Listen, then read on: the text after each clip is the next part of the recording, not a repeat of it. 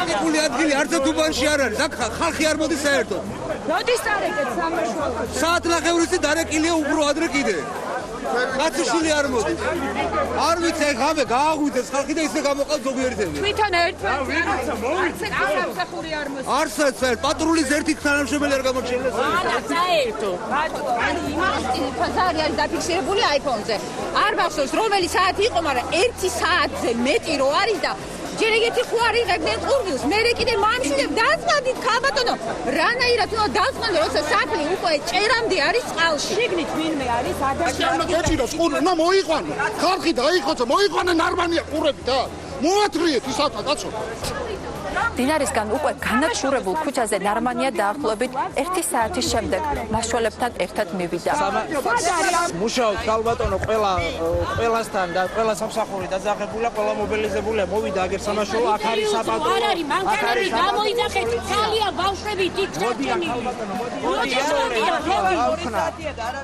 რატომ არ ქონდა დიდუბეში აგლაძის ქუჩაზე მყოფ ქალაქის მერს ინფორმაცია იმის შესახებ, რომ სვაინძის ქუჩა სტიქიის შედეგად ნადგურდებოდა და რატომ არ მივიდა ის დროულად მაშველებთან ერთად კატასტროფის ეპიცენტრში. როგორც რუსთავი 2-ის პროდიუსერი ქეთი ქებაძე ამბობს, ის მთელი საღამოს განმავლობაში ურეკავდა შინაგან საქმეთა სამინისტროს საგანგებო სიტუაციების მართვის სააგენტოსა და თბილისის მერიის პრესსამსახურებს, საიდანაც პრობლემური ქუჩების შესახებ იღებდა ინფორმაციას და იქ ჟურნალისტებს აგზავნიდა. ამ ქუჩებს შორის იყო წინამძღვრიშვილისა და აგლაძის ქუჩები, მაგრამ არც საგანგებო სიტუაციების მართვის სააგენტოსა და არც მერიის პრესსამსახურს არ მოუწოდებია ინფორმაცია, რომ სვანიძის ქუჩაზე პრობლემები იყო.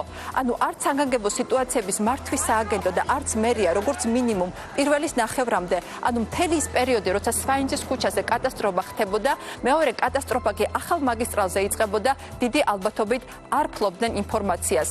აქ ჩდება უმნიშვნელოვანესი კითხვა. 112-სა და საგანგებო სიტუაციების მართვის სააგენტოს შორის, სად რა რგოლში დაიკარგა ინფორმაცია, რომელზეც ადამიანების სიცოცხლე იყო დამოკიდებული, ვინ არის დამნაშავე. ამის გასარკვევად ჩვენ დავუკავშირდით საგანგებო სიტუაციების მართვის სააგენტოს. საგანგებოს როგორ არ ქონდა ინფორმაცია სვაინძის ქუჩაზე რა ხდებოდა? 112-მა არ მოგაწოდათ ინფორმაცია.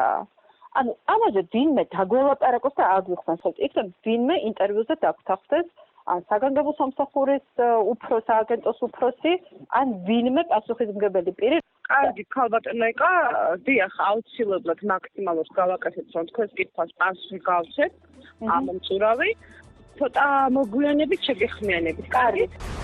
მიუხედავად დაპირებისა, ამ საუბრის შემდეგ სააგენტოს პრესსამსახურმა ჩვენ სატელეფონო ზარებს საერთოდ აღარ უპასუხა.